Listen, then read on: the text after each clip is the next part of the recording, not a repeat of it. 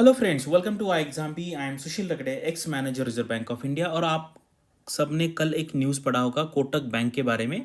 RBI के website पे आया था कि कोटक बैंक ने कुछ गाइडलाइन जो है आरबीआई की वो फॉलो नहीं की है। There were some kind of lapses in their IT infrastructure. उसके वजह से आरबीआई ने उन पे कुछ एक्शन लिया है।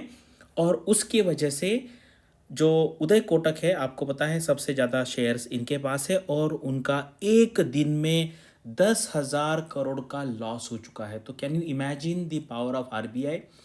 और अगर आप देखेंगे ये जो इंस्पेक्शन करने जाते हैं आरबीआई के, जो इंस्पेक्शन होते हैं वहाँ पर आरबीआई ग्रेड बी ऑफिसर होते हैं, ग्रेड ए ऑफिसर भी हो सकते हैं, क्योंकि मैंने खुद इस डिपार्टमेंट ऑफ सुपरविजन में काम किया है।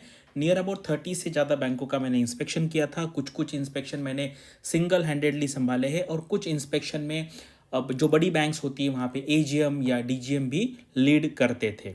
ठीक है, तो ये है, तो ये जो पावर है, ये जो सेक्शन 35A है आरबीआई जो बैंकिंग रेगुलेशन एक्ट है उसके बेसिस पे आपको ये पावर मिलता है। और आप जो कुछ भी लिखेंगे उसके बेस पे जो टॉप मैनेजमेंट होता है, जैसे रीजनल डायरेक्टर होते हैं या सीजीएम होते हैं, वो बैंकों पे एक्शन लेते हैं। तो ये बहुत इंपॉर्टेंट टॉपिक है आपके फेज़ 1 के लिए, फेज़ 2 ईएसआई के लिए, फेज़ 2 फाइनेंस के लिए। आपको ऐसे में भी इसका यूज़ हो सकता है, इससे रिलेटेड अगर गुड गवर्नेंस के बारे में ऐसे आता है और इंटरव्यू में तो ये 100% पूछा जाता है। इसलिए ये बहुत इंपॉर्टेंट वीडियो है। चलो वीडियो स्टार्ट करते हैं। तो ये न्यूज़ है, कल का ही है, आरबीआई के वेबसाइट पे देख सकते हैं आप। Supervisory action against Kotak Mahindra bank limited under the section 35A of the banking regulation act. इसको बीआर एक्ट भी कहते हैं शॉर्ट फॉर्म में। करेक्ट। क्या है, क्या कर रहे हैं अभी आरबीआई ने क्या किया है? To cease and desist with immediate effect from onboarding of new customers through its online and mobile banking channels and issuing fresh credit cards। यानी कि अभी नए क्रेडिट कार्ड इशू नहीं होंगे और नए कस्टमर्स ऑनलाइन या मोबाइल बैंकिंग से नहीं ऑनबोर्ड कर सकते हैं कोटक महिंद्रा बैंक। इससे क्या होगा? आपका जो बैंकिंग ऑपरेशन है, उसके बाद आपका प्रॉफिट है, ये सारी चीज़ें इम्पैक्ट पड़े होगी। और उसके वजह से ये कल एक्शन हुआ था और आज 25 अप्रैल को शेयर मार्केट में जो कोटक महिंद्रा का जो शेयर है वो 10% से गिर गया। इसके वजह से कोटक, जो उदय कोटक है, उनका तो सबसे बड़ा शेयर है उसमें, तो 10,000 करोड़ का उनका नुकसान हुआ है। क्या क्या चीज़ है यहाँ पे? Reserve banks IT examination of the bank for the year 22 and 23। Correct. RBI जब इंस्पेक्शन करता है, मैंने खुद ये इंस्पेक्शन किया इसलिए मुझे पता है कि जब आप बैंक में जाते हैं तो आपको सारी रिस्क देखनी पड़ती है। मुझे बताओ, आज के डेट में सारा डेटा क्या है? ऑनलाइन है। अगर मान लीजिए कल अगर किसी बैंक का डेटा उड़ गया या कोई प्रॉब्लम हो गया, उसमें सीरियस लैप्सेस है, कहाँ पे लीकेज हो सकता है, साइबर अटैक हो सकता है, तो इससे किसको प्रॉब्लम होगा? कस्टमर को प्रॉब्लम होगा। और आपको पता है आरबीआई का काम क्या है? To protect the interest of the depositors. यानी कि अगर ये सारा प्रॉब्लम हो गया तो बैंकिंग सिस्टम में कितना प्रॉब्लम होगा। इसीलिए इनमें serious deficiencies and non compliance दिखाई दिया।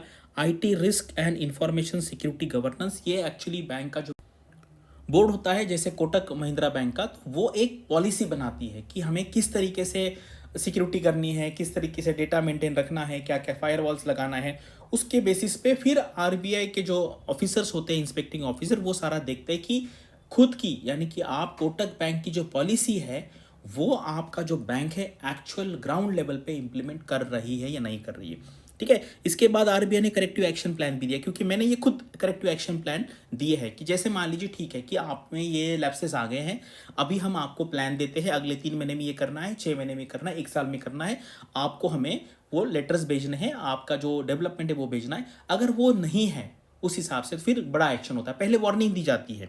ठीक है। उन्होंने क्या कहा कि जो कंप्लायंस सबमिट किया है वो इनएडिक्वेट है, इनकरेक्ट है एंड नॉन सस्टेन्ड है। करेक्ट। यानी कि वो अच्छे तरीके से नहीं किया है। इसीलिए in the absence of the robust IT infrastructure and IT risk management framework, the bank's core banking solution and its online and digital banking channels have suffered frequent and significant outages in the last 2 years, and the recent one being the service disruption on April 15, 2024, resulting in serious customer inconvenience। क्योंकि RBI को customer का सबसे बड़ा ख्याल होता है, तो इसके वजह से फिर आरबीआई ने ये कल एक्शन लिया है। जनरली आरबीआई का जो एक्शन होता है ना, वो जो शेयर मार्केट का जो टाइम होता है आपको पता है 3:30 बजे खत्म होता है, उसके बाद ही आता है, क्योंकि फिर उस दिन प्रॉब्लम हो जाएगा। तो फिर नेक्स्ट डे पे जब मार्केट खुलता है, जैसे आज जनरली ना ऐसे एक्शन ना मैंने देखा है मोस्टली सैटरडे को होते हैं, क्योंकि सैटरडे फ्राइडे इवनिंग को होते हैं, क्योंकि फिर 2 दिन का टाइम मिलता है और फिर लोगों को चीज़ें समझ में आती है। अभी ये सीरियस था इसलिए उन्होंने इन बिटवीन कर दिया है और इसका इम्पैक्ट मार्केट पे डेफिनेटली आता है। तो बिजनेस लाइन न्यूज़पेपर में फ्रंट पेज पे आया है। और अगर आप देखेंगे सिमिलर टाइप के लैप्सेस पहले एचडीएफसी बैंक ने भी किए थे, बैंक ऑफ बड़ौदा भी किए थे और कोटक महिंद्रा बैंक ने किया। तो ये आप सारा न्यूज़ आपको ये पढ़ना है।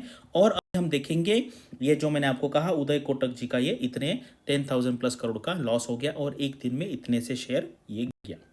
अभी देखते हैं ये है बैंकिंग रेगुलेशन एक्ट 1949। ये है सेक्शन 35 इंस्पेक्शन। जनरली बैंक वाले जो लोग हैं ना इसको ऑडिट कहते हैं, क्योंकि मैंने ये खुद प्रोसेस देखा है। तो बैंक वाले क्या कहते हैं कि आरबीआई का ऑडिट आया है। एक्चुअली ऑडिट जो होता है वो चार्टर्ड अकाउंटेंट करते हैं और ऑडिट ये बैंक खुद करता है। बैंक पहले एक इंटरनल ऑडिट होता है, कंकरेंट ऑडिट होता है, और फिर बैंक जो है, बैंक यानी कि कोटक बैंक है या कोई भी बैंक है, उनका जो बोर्ड है वो ऑडिटर्स अपॉइंट करते हैं। ये बाहर के लोग होते हैं, चार्टर्ड अकाउंटेंट्स होते हैं, और वो फिर सारा ये ऑडिट बनाते हैं। और उसके बाद फिर आरबीआई के ऑफिसर जाते हैं कि ये जो चार्टर्ड अकाउंटेंट्स है इन्होंने जो ऑडिट किया है वो आरबीआई के रूल के हिसाब से किया है नहीं किया। ये काम होता है इंस्पेक्शन ऑफिसर का, इंस्पेक्टिंग ऑफिसर का। कभी कभी क्या है देखो, अगर मैं जैसे मान लीजिए आप देखो यहाँ पे ना, यहाँ पे क्लैश ऑफ इंटरेस्ट हो सकता है। जैसे कोटक महिंद्रा बैंक है, उन्होंने क्या कहा, कोई XYZ जो चार्टर्ड अकाउंटेंट है या फर्म है उनको कहा कि ये पैसे लो 5 करोड़ 10 करोड़ 20 करोड़ और हमारा ऑडिट करो।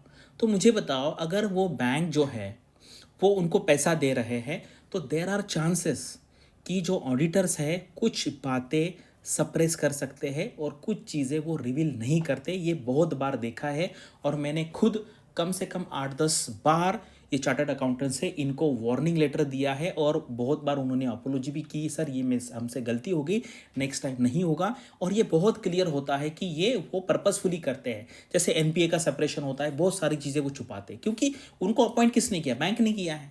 तो इसलिए आरबीआई ऑफिसर का काम है, उसको कहते हैं इंस्पेक्शन। और ये इंस्पेक्शन में क्या लिखा है देखो, 1 और मोर ऑफ इट्स ऑफिसर्स। यहाँ पे असिस्टेंट नहीं जा सकता, करेक्ट, असिस्टेंट नहीं जा सकता। कितना भी ब्रिलियंट है, कितना भी एमबीए किया है तो वो नहीं जा सकते। लेकिन जब वो प्रमोशन हो जाएगा आपका, यानी कि आप असिस्टेंट ज्वाइन करते हैं तो 4 साल के बाद आपका प्रमोशन हो जाएगा। जब आप ग्रेड ऑफिसर होंगे तो अब आप एज अ इंस्पेक्टिंग ऑफिसर जा सकते हैं। बैंकिंग कंपनी है, इसके बुक्स एंड अकाउंट्स है, स्क्रूटिनी कर सकते हैं। 1 और मोर ऑफिसर्स यहाँ पे लिखा है, banking company and books of account. तो ये हो गया आपका सेक्शन 35। इससे पावर मिलता है आपको कि आप जाके बैंकों का इंस्पेक्शन कर सकते हैं। और 35 ये जो है power of the Reserve Bank of India to give direction, public interest में है, interest of the banking policy, to prevent the affairs of any bank, अभी जो हुआ है, और to secure proper management of any banking company general, और ये बाकी दिया है। तो ये क्या किया है, ये जो बी अगर आप देखेंगे, टू प्रिवेंट द अफेयर्स, यानी कि आरबीआई ने क्या किया, आरबीआई के पास पावर है। आरबीआई बोल सकता है कि भाई आप कल बैंक मत ओपन करो, ब्रांच मत ओपन करो, आप क्रेडिट कार्ड मत दो, आप ऑनलाइन अकाउंट मत ओपन करो, आप ये मत करो, आप वो मत करो। ऐसे जो पावर होता है वो होता है आरबीआई का section 35A of the banking regulation act. और जब आप आरबीआई के ऑफिसर बनेंगे इस साल 222 में से नियर अबाउट 67-68 ऑफिसर्स को डीओएस डिपार्टमेंट मिला है, डिपार्टमेंट ऑफ सुपरविजन, क्योंकि यहाँ पर एक्चुअल बैंक में जाना पड़ता है, उनके सारे अकाउंट्स देखने पड़ते हैं, आपको लोन फाइल देखनी पड़ती है, केवाईसी पॉलिसी देखनी पड़ती है, एसेट लायबिलिटी मैनेजमेंट देखो, फॉरेन एक्सचेंज रिजर्व देखो, बहुत सारा काम आपको देखना पड़ता है। आपको पैसा भी देखना पड़ता है वहाँ पर, आपको वो जो सारे चेक्स है वहाँ पर वो सारा देखना पड़ता है। इसके बारे में मैंने वीडियो बनाया था। और अगर आप देखेंगे ये सारा जो पावर होता है ये आरबीआई ऑफिसर्स को होता है। और जब आप इंस्पेक्शन के लिए जाएंगे तो उसमें सबसे बड़ा जो रोल होता है, क्योंकि एक्चुअल जो काम है ना ग्राउंड लेवल का, ये ग्रेड बी ऑफिसर्स ही करते हैं। कभी कभी बड़े बैंक पे जीएम भी जा सकते हैं, वो उनको कहते हैं leader, he is leading the inspection. लेकिन जो ग्राउंड लेवल का काम है वो जो सारा काम है वो ग्रेड बी ऑफिसर ही करते हैं। यानी कि आप जाएंगे आरबीआई में तो ये जो पावर है ये मतलब आपको जाके ही देखना पड़ेगा। मैं ऐसे वर्ड्स में आपको नहीं बता सकता, क्योंकि ये मैंने कम से कम 25-30 बार किया है जब मैं गुजरात में पोस्टेड। ठीक है, अभी हमने आने वाले 27 तारीख को एक वर्कशॉप किया है जिसमें हम 3 एग्जाम के बारे में आपको बताएंगे। आईएफएससी है, सेबी है, आरबीआई है। और अभी हमारा एक प्लान है आरबीआई ग्रेड बी 2024 के लिए, एक हम स्पेशल बैच लॉन्च करना चाहते हैं। उसके बारे में मैंने वर्कशॉप भी किया था, special descriptive answer writing batch, क्योंकि अभी ना थोड़ा सा अभी इलेक्शन की वजह से अभी एग्जाम का हमें पता नहीं है, थोड़ा आगे जा सकता, तो बीच में हमें जो टाइम मिल रहा है, हमारा प्लान है कि 1 महीने का ये स्पेशल आंसर राइटिंग बैच बनाए, जिसमें हम आपसे आंसर राइटिंग कराएंगे, आपको बताएंगे कि भाई कैसे करना है, क्योंकि आपको पता है बाद में कम टाइम होता है, सब लोग कोप अप नहीं कर पाते हैं। इसीलिए ये बहुत अच्छा टाइम है, इसमें अगर आप ये प्रैक्टिस करेंगे तो आप फिर बाद में एक कंफर्टेबल पोजीशन पे आ सकते हैं। तो इसके बारे में आपको कुछ भी पूछना है, जैसे एग्जाम का प्रिपरेशन कैसे करना है, या ये कोटक बैंक के बारे में, आरबीआई के फंक्शन के बारे में, ग्रेड बी ऑफिसर्स के पावर कितना है उसके बारे में, तो आप कमेंट सेक्शन में पूछ सकते हैं, या फिर मैंने जो नंबर दिया है वहाँ पे भी आप कॉल कर सकते हो। Thanks for watching this video and all the best for your studies and upcoming examinations.